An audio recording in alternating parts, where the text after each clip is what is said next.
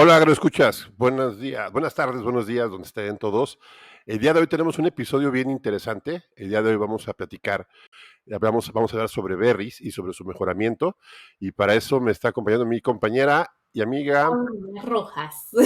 Hola, Tona, hola, agroescuchas. Bienvenidos a este super mega episodio que va a tener mucha información que podemos utilizar en todos los aspectos. Y bueno, qué mejor que en berries, que son delis. Y el contramaestre de la nave agronauta y villano favorito, Héctor Reider. Villano favorito. Todavía sigo descubriendo cómo matar a Superman, pero bueno. Sí, ¿verdad? Sí, Y caray, pues, pero muchísimas gracias. Aquí ando. entonces, esto es el podcast de Agronauta. Sean todos bienvenidos. Tonatiuh Quiñones, Paula Rojas y Héctor Reider. Esto es Agronauta, el podcast donde exploramos este universo llamado agricultura.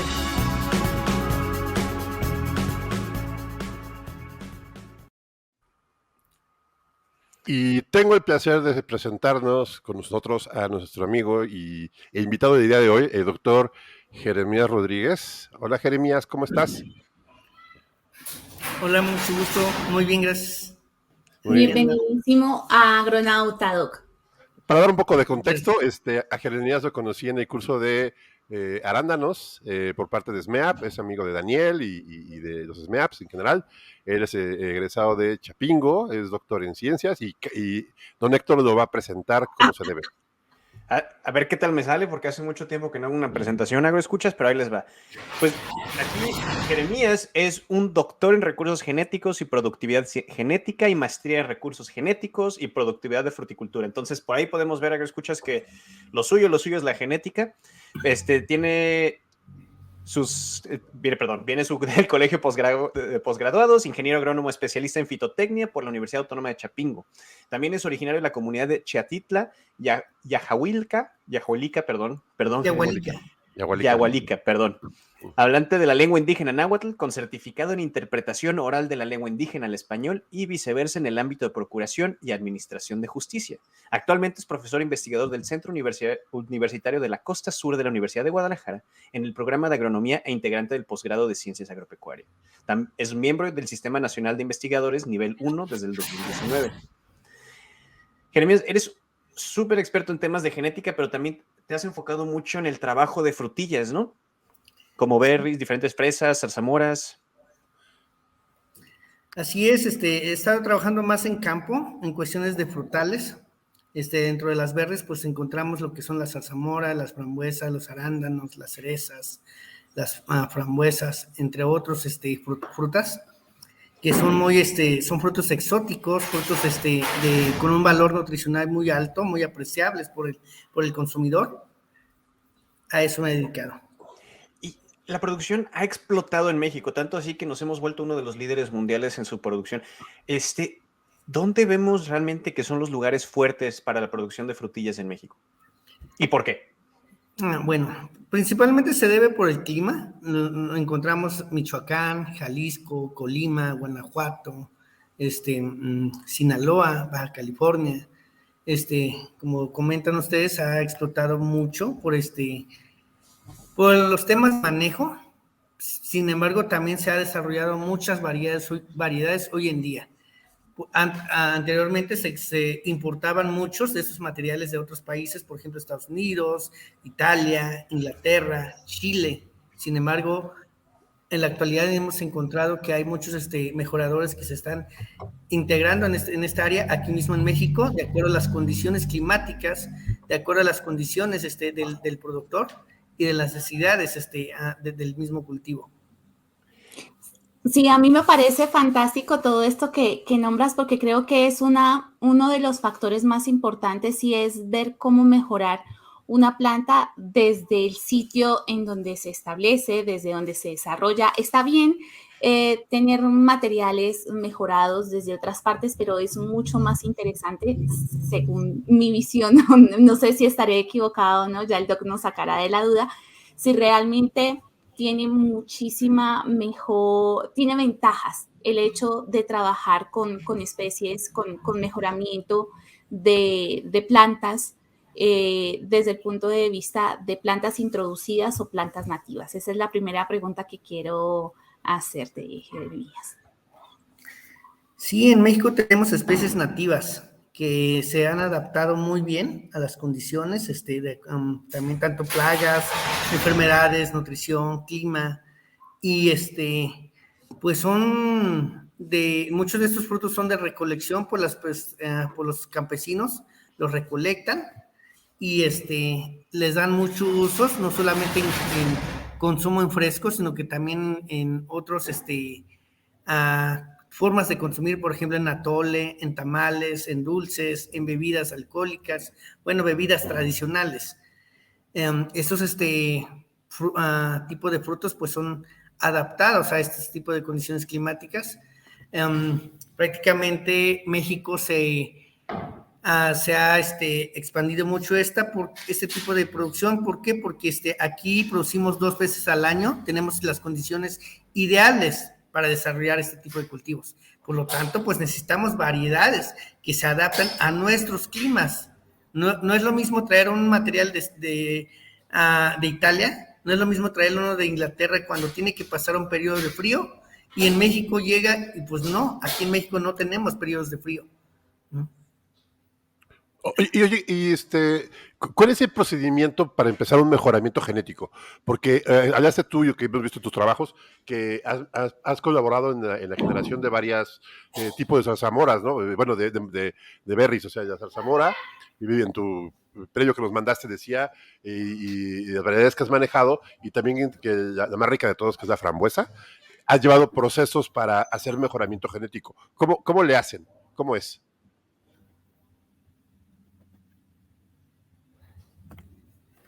Bueno, en primer lugar, tenemos que conocer qué es lo que queremos mejorar, ¿sí? No sé si queremos mejorar productividad, queremos mejorar sabor, queremos mejorar plagas, enfermedades, no sé, los sistemas de producción.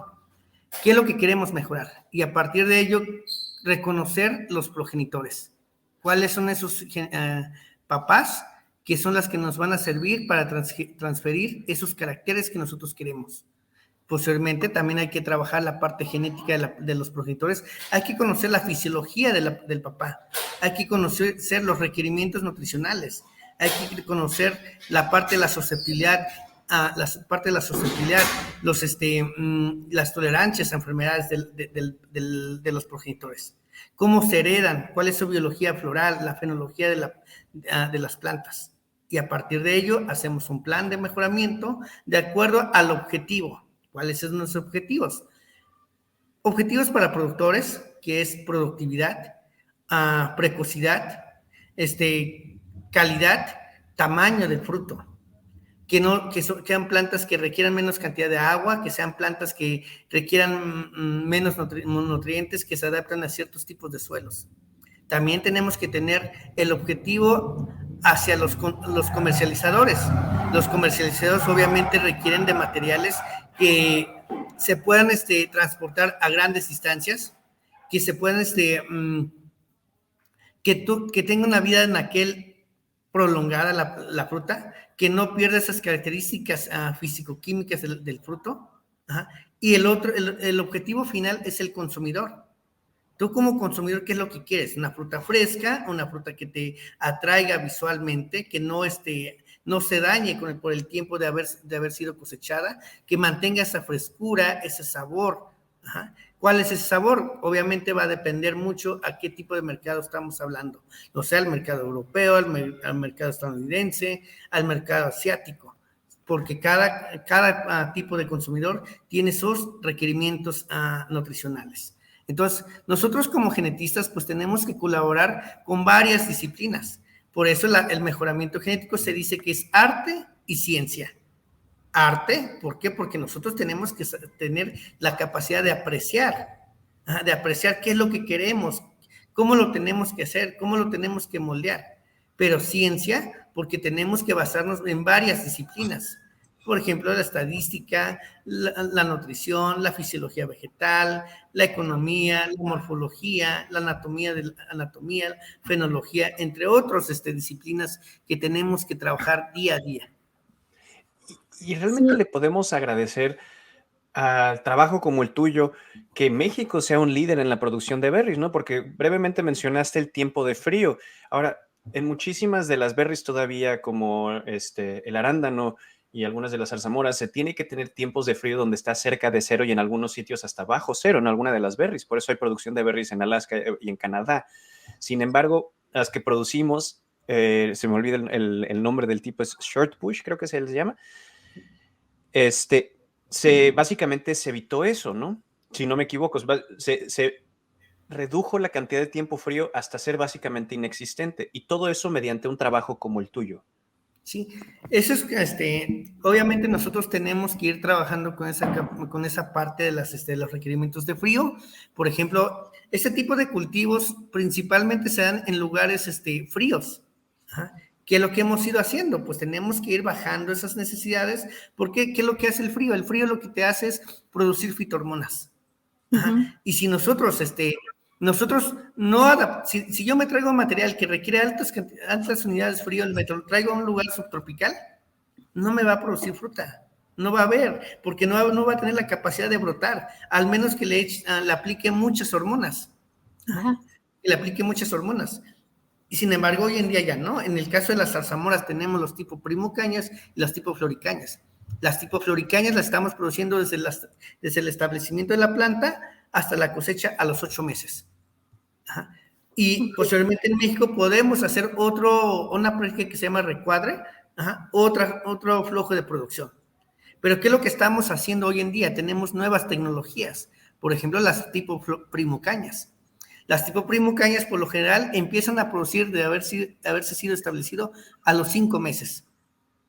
Pero ¿qué estamos haciendo? Nosotros no somos nuestras metas. Cada día nos tenemos que ir rebasando más y más y más. No solamente en productividad, no solamente en sabor, sino que en el manejo de la planta.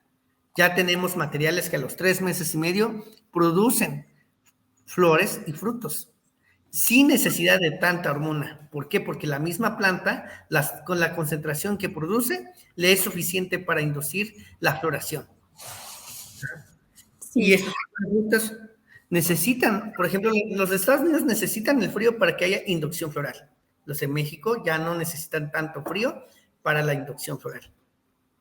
Sí, Jeremías, a mí me gustaría preguntarte desde ese punto de vista, bueno, ustedes conocen la naturaleza completa de la planta y claramente deben conocer, digamos que la plasticidad genotípica y fenotípica pues de la planta, de su adaptabilidad y todo lo demás. Pero, ¿cómo hacer, por ejemplo, con esos materiales que se han ido perdiendo por el camino, ¿no? Que es uno de los aspectos más importantes, cómo recuperar esa característica que una planta ha perdido con el tiempo. ¿Eso lo tienen en cuenta ustedes cuando trabajan esa parte de mejoramiento genético? ¿O cómo lo establecen? Ajá, mire, es muy normal que el mejorador busque mucha producción. Sí. Busque mucha producción, una planta espectacular, llena de frutos.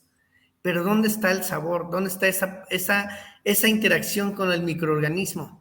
Uh-huh. Con los patógenos. ¿Qué es lo que hicimos nosotros? Bueno, yo cuando hice mi doctorado, en el 2012, iba a trabajar con marcadores moleculares. ¿Por qué? Porque era la moda, ¿no? Todo mejorador tiene que saber marcadores moleculares. Y pues yo digo, pues vamos a trabajar con marcadores moleculares, porque es la técnica más rápida para hacer mejoramiento genético en berries. Y ahí voy, empiezo a trabajar, pero ¿qué creen? Hay una helada, se me cae la helada después de 6 meses de trabajo arduo en invernadero, y uno piensa que se le acaba el mundo, y no, es cuando empieza la verdadera vida. Ajá. ¿Qué hago? Digo, ¿qué hago? ¿Qué voy a hacer, no? Y que veo zarzamoras silvestres. Recorrí como unos 200 kilómetros, zarzamoras silvestres. Y dije, aquí está mi trabajo de investigación con las especies nativas. ¿Qué hicimos?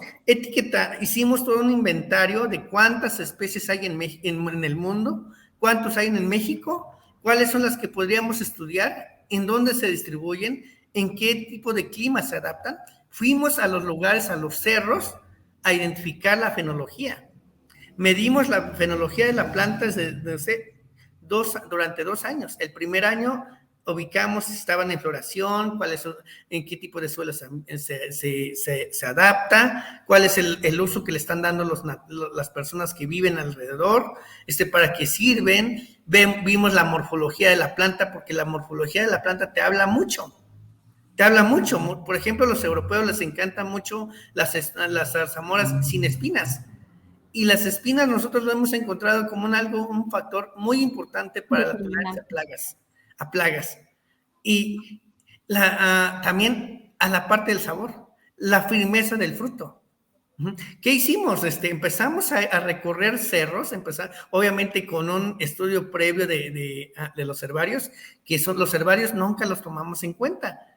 Nosotros como investigadores, pues hay un herbario, sí, pero no lo sabemos aprovechar. Entonces empezamos a hacer la lista, empezamos a trabajar, fuimos a Chiapas, a Oaxaca, Puebla, Hidalgo, a Michoacán, a Jalisco, a ver las plantas, a ver cómo la misma especie cambiaba la morfología en diferentes lugares, ¿sí? Empezamos a trabajar todo eso, trabajamos con el número cromosómico, empezamos a hacer, de acuerdo al número de cromosomas, de acuerdo al lugar donde se encuentran establecidos, empezamos a determinar las cruzas, empezamos a hacer cruzas y todo. En nuestro paso no solamente encontrábamos zarzamoras, encontrábamos frambuesas silvestres, encontrábamos fresas silvestres, arándanos silvestres. Empezamos a trabajar, tuvimos el apoyo del Colegio por Graduados, nos ganamos un proyecto en ese tiempo era de 70,000 pesos, nos sirvió mucho para hacer nuestros recorridos, y posteriormente empezamos a trabajar junto con Chapingo, con el doctor Sergio Segura. Con los materiales del doctor empezamos a hacer las cruzas, empezamos a trabajar y todo. Y bueno, pues hoy en día ya tenemos materiales avanzados para enfermedades. Y es como nosotros estamos incorporando el sabor. ¿Por qué? Porque muchas veces, como les comento, mucha productividad, pero sin sabor, sin la parte de las plagas, sin la parte de las enfermedades. Hoy en día yo creo que ya tenemos dominado no dominado, ya sabemos cuál hay que cruzar para productividad y ya sabemos cuál para sabor. Y hoy en día tenemos que también trabajar con los microorganismos, con la interacción de los microorganismos. El microbioma, ajá.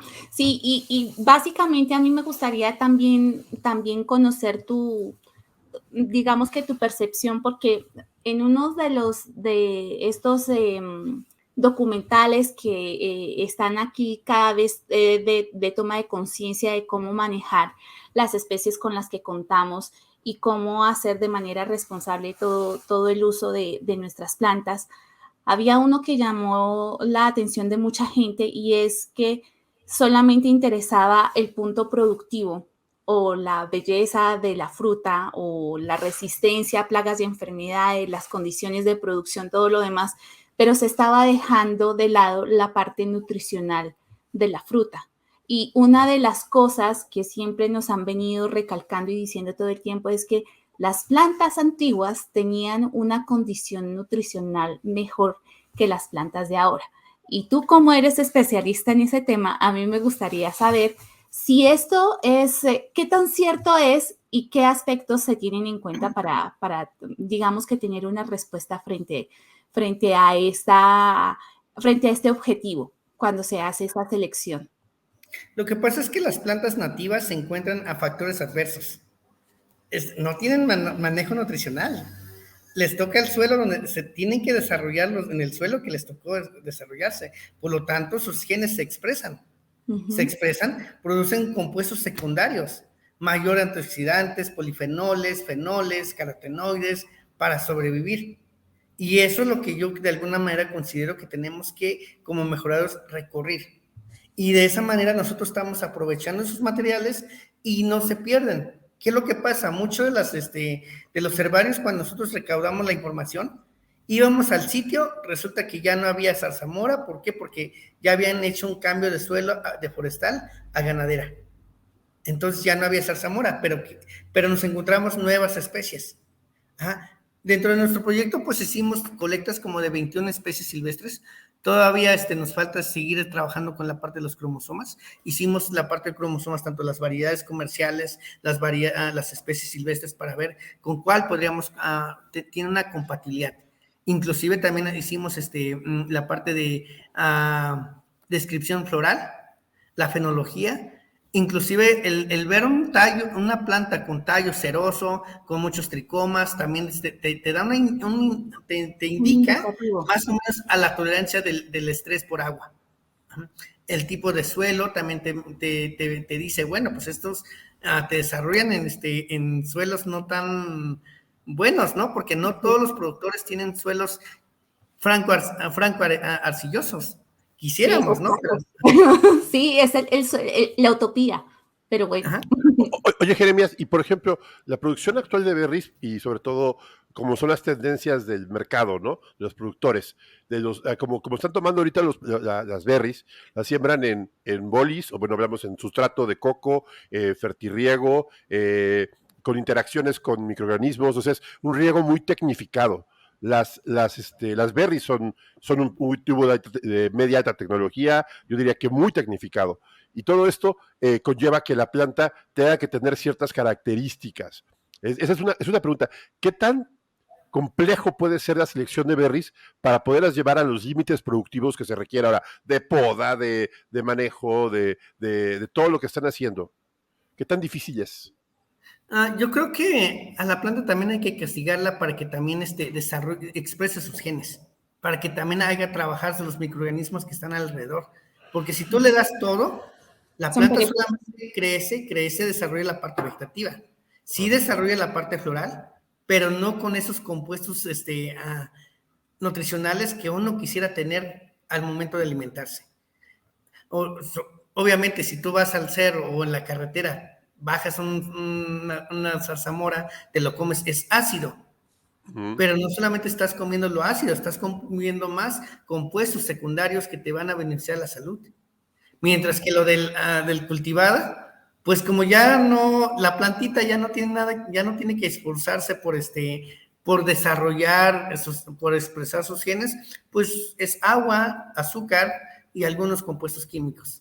O sea que entre más cara de acidez pongas cuando te comes una berry, más nutritiva es, ¿o?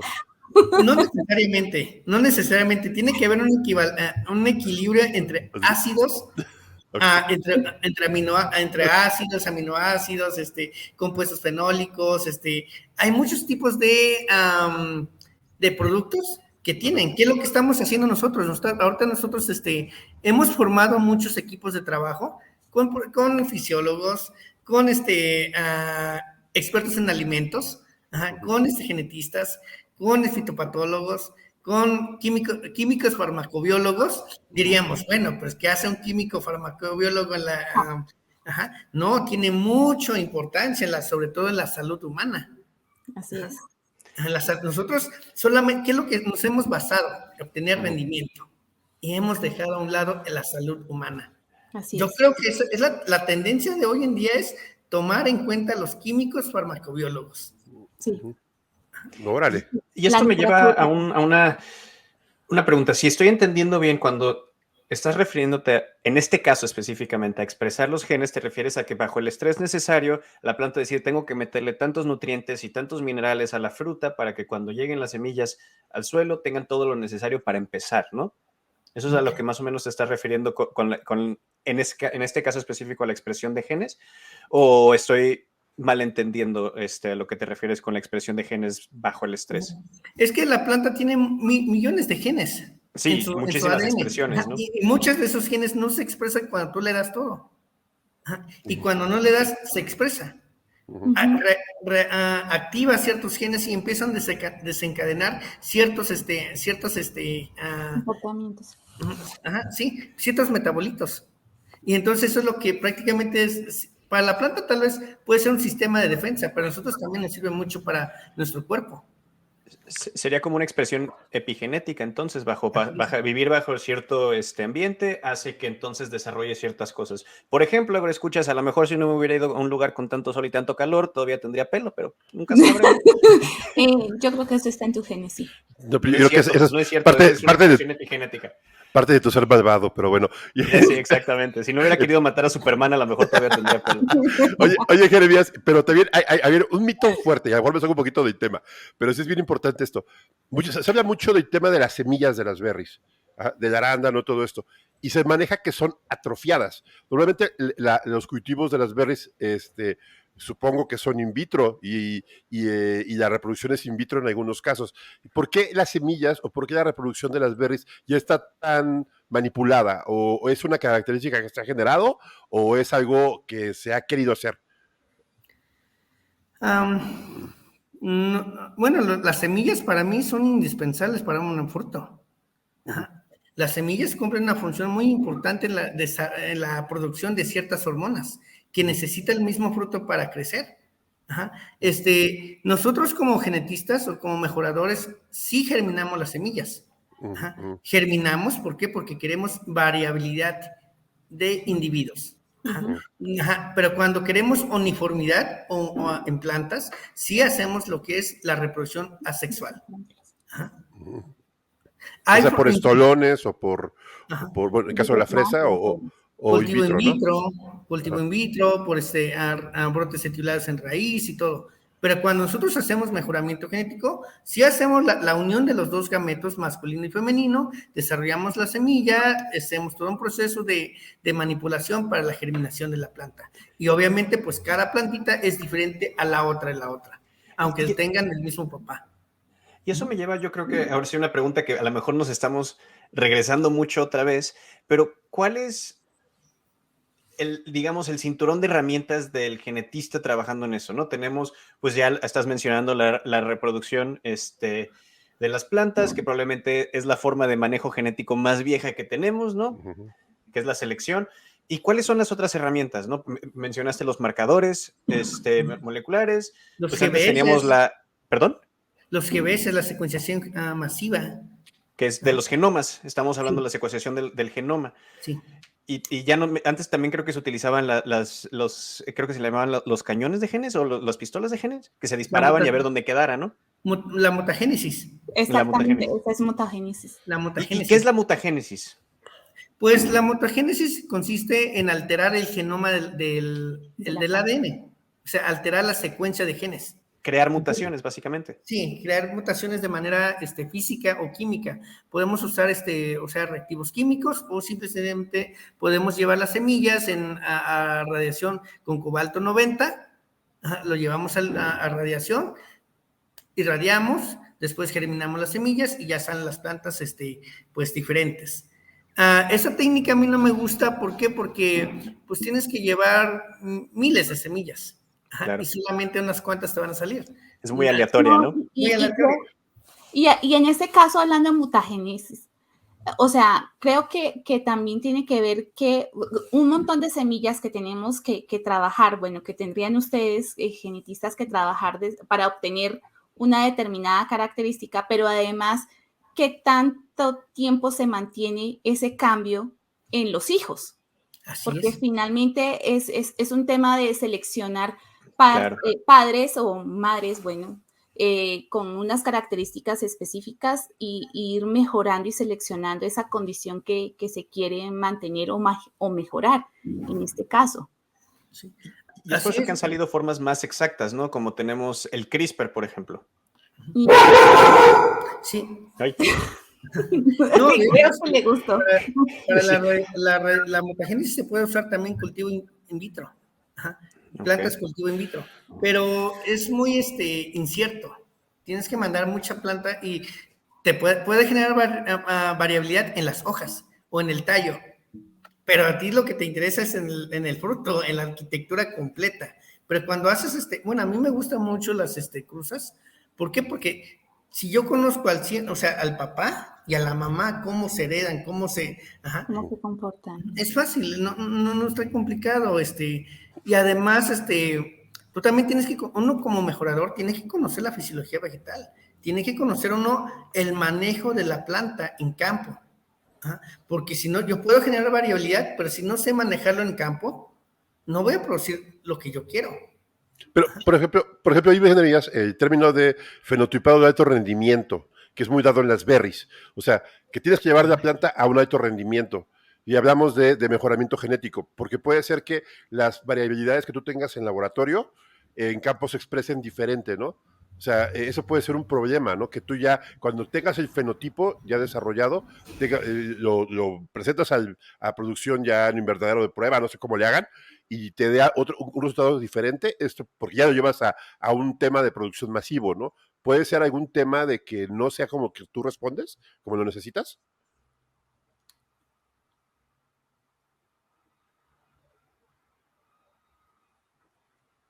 ¿Perdimos a Jeremías? Que realmente quieres, pero ninguna planta va a ser mala. Es cuestión de ahora qué le voy a proporcionar, cómo lo voy a corregir, cómo lo voy a tratar para que pueda yo obtener lo que yo quiero en cuanto a rendimiento, en cuanto a sabor, que se pueden manejar con nutrición, que se pueden manejar con sistemas de producción. Entonces, si tú conoces la planta, o sea, el papá y mamá, el hijo, ahora, ¿qué quiero? ¿Cómo? Tengo una planta muy productiva, pero ¿cómo mejoro? Para que sea dulce con la nutrición. ¿Cómo mejoro para que tenga mayor firmeza? ¿Cómo mejoro para que tenga mayor vida en aquel? ¿Sí? Porque muchas veces decimos, es que es una planta que nada más te produce mucho. Sí, pero tenemos que ahora que trabajar con la nutrición, con la radiación, porque la radiación es muy importante también para la fotosíntesis. Inclusive nosotros nos basamos mucho en la morfología de las hojas, en la morfología del tallo, en el diámetro del tallo. Nada más nos está diciendo, nosotros como llegamos a un momento en el cual ya conocemos, decimos, me va a dar esto es esto, entonces como le va a faltar esto, hay que trabajar con nutrición, hay que trabajar con sistemas de producción, con fechas de plantación. Y ahí es donde entra el arte que bien mencionas, ¿no? Sí, es un arte. Sí. Tienes que saber. No, y conocer PAP tu planta. Es tu hija. Pues es sí. Tu hija. Y tú para embellecerla, para darle lo que es, ponle la ropa que le va bien. Aliméntala por si la quieres que pese menos. Todo. Me suena lo como mismo que pasa con las plantas. Que te vaya a salir un Frankenstein por ahí. It's alive. Saca una planta que no debe. ¿Qué tan factible o cuál es la probabilidad de que las cosas salgan bien? Porque sé que en genética se maneja mucho el tema de la probabilidad de yo estoy produciendo algo, o sea, no sé, como dices tú, metes miles de semillas y haces miles de especies y al final de cuentas quedan pocas las que son las seleccionadas para producción ya en campo. ¿Cómo es la ruta, Jeremías, de esto? ¿Cómo qué? Perdón. O sea, ¿cómo es la ruta? O sea, ¿cuántas se genera de todas las especies que tú estás generando? ¿Cuántas llegan a ser ya lanzamiento ya para producción? Nosotros seleccionamos en grupos. Grupos productivas, grupos de dulces, grupos de calidad post cosecha, y los que no tienen post cosecha pero producen más, entonces trabajamos con nutrición para darle una vida en aquel más larga. Aquellas que te producen mucho pero no tienen dulce, pues bueno, trabajamos con la nutrición. Y ahí es donde nosotros nos tenemos que estar preparando continuamente con los nutriólogos, con los fitopatólogos. Nosotros tenemos que estar constantemente preparándonos. Ahora, ¿cuántas van a salir? Pues más o menos salen, yo creo que unos 10 al mes, al año. ¿De cuántas originalmente, más o menos? De unos 2,000, 1,500. Wow. Quisiéramos sacar más y podemos sacar más, pero también tenemos que ser crueles. Nosotros no podemos tener todas ahí, le vamos a acomodar acá, no. ¿Por qué? Porque tenemos que ser crueles en el momento de seleccionar. Tenemos que meter una presión de selección. Es decir, las mejores son las que van. Nada más le voy a modificar un poquito de nutrición. Nada más le voy a modificar un poco de plagas. Hay materiales que son muy productivas, muy dulces, pero resulta que son muy susceptibles a trips. ¿Cómo lo vamos a manejar esa parte? Pues que sea una planta que te produzca en los flujos de producción sean cortos, 2 meses, que no tengas al mismo tiempo flores, que no tengas al mismo tiempo brotes nuevos, y unos están en maduración, otros están en crecimiento de frutos, sino que estén al mismo tiempo todos parejitos, en producción, en maduración. De tal manera, esa parte nosotros evitamos de que el insecto tenga alimentos continuo. Entonces, Qué interesante. Y bueno, ya nos platicaste también que, pues, hasta ahora la opción más utilizada, mínimo por tu grupo, tu laboratorio, es la de la selección, que es la original, digamos, ¿no? ¿Y Arriba, hacia Mendel. dónde va? ¿Hacia dónde va esta tecnología? O sea, ¿tú cómo ves que se va a ver en 5, 10 años? Vamos a seguir, me imagino que la selección va a seguir siendo la principal, pero pues ya que estamos aumentando la eficiencia y la precisión de nuestras modificaciones genéticas a nivel celular, a nivel de genoma, ¿tú hacia dónde crees que vaya toda esta industria? Va a mejorar más, porque hay nuevas herramientas, se están metiendo, bueno, hay muchas nuevas áreas que están incorporándose a las berries.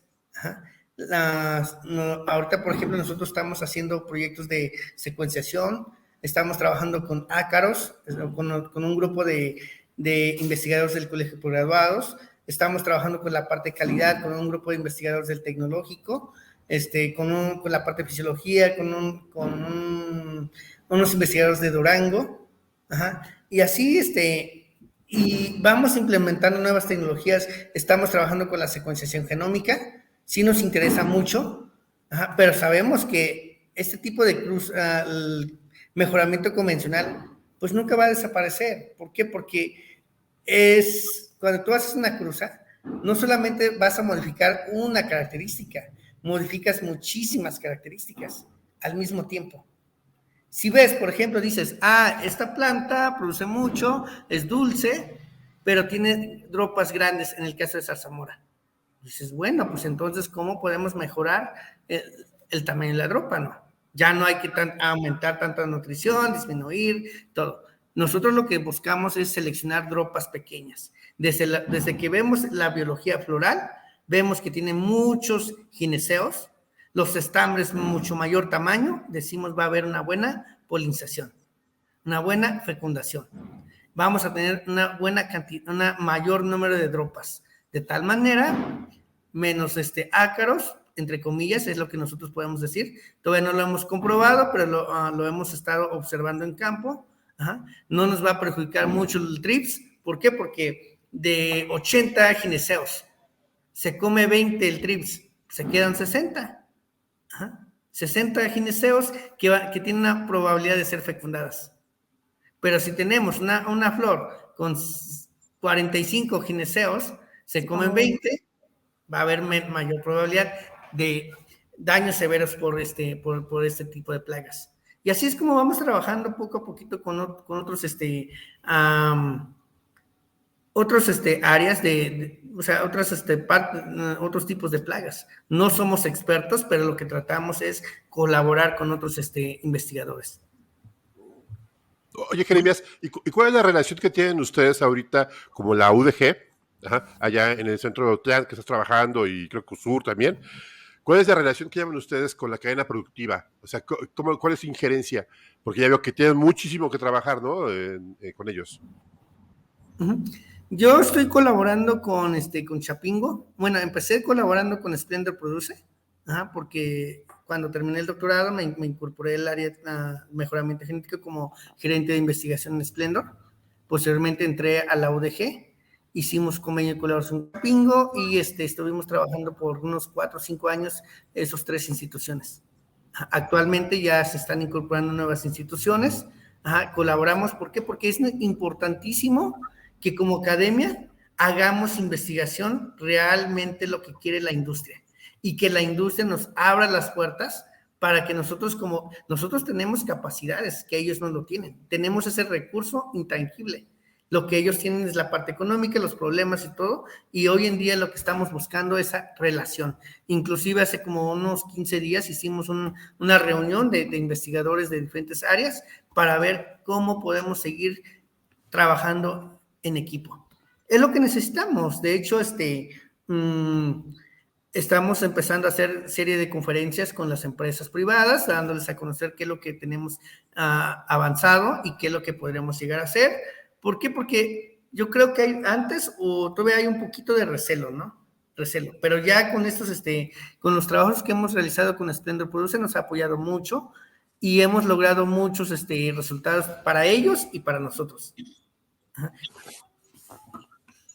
A mí me gustaría saber, teniendo en cuenta eso, Jeremías, el tema, digamos que hemos tocado el tema de que las bases, lo básico del mejoramiento genético, establecer todos estos patrones y ver cómo ese material que tiene esas características resistentes es el material nativo.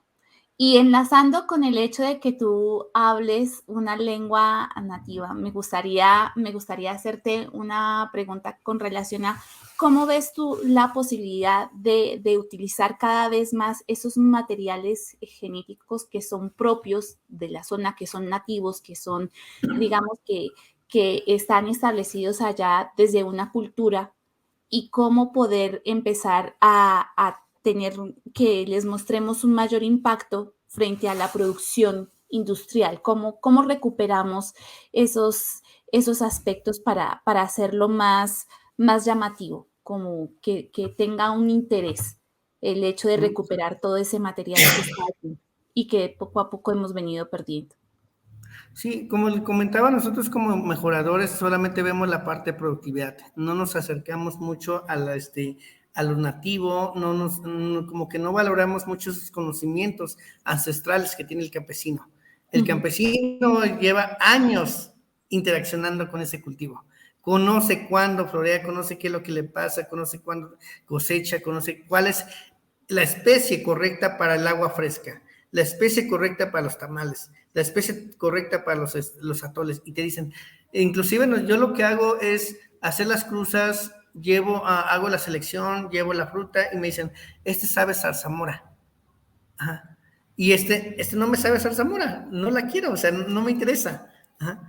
Y es como nos hemos apoyado en la selección. Nosotros tenemos en nuestro equipo de trabajo personas que son de comunidades indígenas, de Michoacán, y nos han apoyado mucho en esa selección. Ellos mismos me han dicho, oye, doctor, en mi pueblo hay una planta que la ocupamos mucho para los tamales, porque sabe así, así, así. Voy a traer el polen porque vamos a ver qué pasa. Sí. Ellos ya se vuelven a ser también investigadores. ¡Qué genial! Sí, los involucramos mucho y dicen, yo quiero, esta sí me gusta. Inclusive son las que nos ayudan mucho en la selección de los sabores. ¿Ah? Los sabores son ellos, nos ayudan ellos. Pero también eso nosotros tenemos que valorar sus conocimientos. Tenemos que darle la apertura a decirle, ayúdame, porque tú puedes. Ajá. Más no nos cerramos y decimos, no, yo soy doctor y me gusta esta, y esta es la que quiero. No, a ver, ¿por cuál te gusta de todas estas?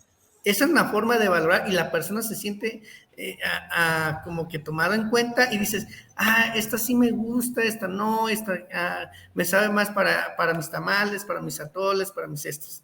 Entonces ahí es donde trabajamos y pues